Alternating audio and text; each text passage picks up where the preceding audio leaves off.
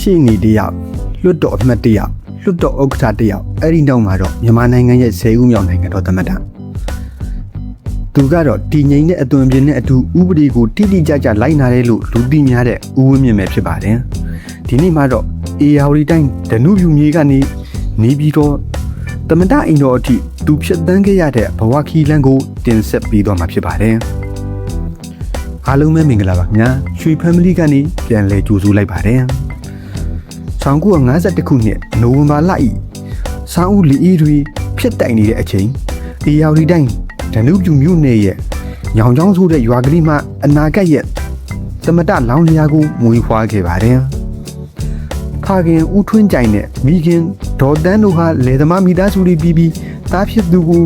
ရိုးသားဖြောင့်မတ်ဖို့ဆုံးမခဲ့ကြပါတယ်ငယ်စဉ်ကတည်းကစာပေမှာထူးချွန်တဲ့ဦးဝင်းမြင့်ဟာရန်ကုန်တက္ကသိုလ်ကြီးမှာဘူမိဗိဒဘာသာရပ်ကိုသင်ယူခဲ့ပါတယ်ဒါပေမဲ့သူ့ရဲ့စိတ်အစဉ်ကမြေလွှာအကြောင်းတဲ့လူသားတွေရဲ့တရားမျှတမှုနဲ့ဥပဒေစိုးမိုးရေးစီမှာပဲစီနေခဲ့တာပါဒါကြောင့်လဲဘွဲရပြီးနောက်ရှင်းနေလောကတဲ့ကိုခြေစုံပြစ်ဝင်ခဲ့ပြီးတရားလွတ်တော်ရှင်းနေကြီးတယောက်ဖြစ်လာခဲ့ပါတယ်မုံတိုင်းတွေကခြေလမ်းများ1988ခုနှစ်မြန်မာနိုင်ငံတဝန်းလုံးဒီမိုကရေစီရေးအတွက်ဟိဟောက်တန်းပြီးလွှမ်းမိုးနေတဲ့အချိန်ရှင်းနေဦးဝင်းမြင့်ဟာဘေးကနေရက်ကြည့်မနေနိုင်ခဲ့ပါဘူးသူဟာအမျိုးသားဒီမိုကရေစီအဖွဲ့ချုပ် NLD ရဲ့အမာခံခေါင်းဆောင်တစ်ဦးဖြစ်လာခဲ့ပါတယ်1990ရွေးကောက်ပွဲဒီမှာသူဟာဇာတိမြေဒနုယူကနေအပြည့်အသက်အနိုင်ရခဲ့ပေမဲ့အာဏာလွှဲပြောင်းမပြီးခဲ့တဲ့အတွက်လွှတ်တော်အမတ်ဖြစ်ခွင့်မရဘဲ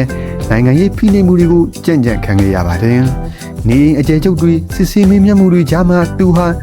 တရားမျှတမှုဆိုတဲ့ယုံကြည်မှုကိုဘယ်တော့မှအလဲ့လည်းမလုပ်ခဲ့ပါဘူး။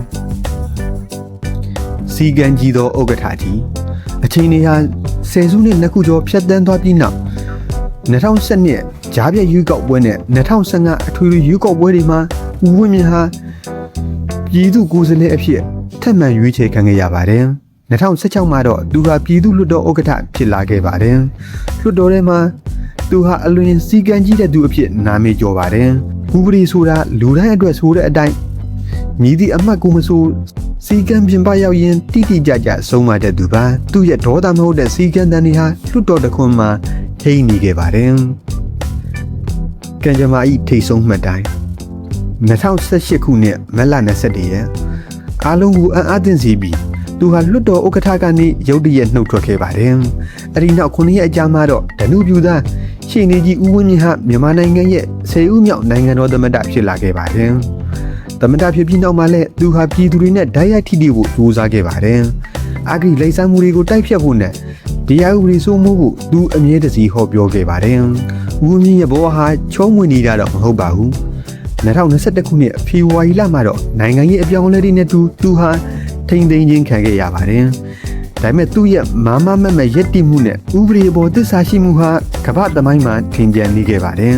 ။ရွာကလေးကလေသမားတယောက်ဥပဒေပညာရှင်တယောက်အဲဒီကနေတိုင်းပြည်ရဲ့အမြင့်ဆုံးအကြီးအကဲတယောက်ဖြစ်လာတဲ့အထိသူပြသခဲ့တာကတော့စိတ်တဲ့ခိုင်မာမှုနဲ့ရိုးသားမှုရှိရင်ဘယ်လိုအတားဆီးမျိုးကိုမဆိုဖျက်ကျော်နိုင်တယ်ဆိုတာပါပဲ။အဆုံးထိနားထောင်ပေးတဲ့အတွက်အားလုံးကိုကျေးဇူးတင်ပါတယ်ခင်ဗျာ။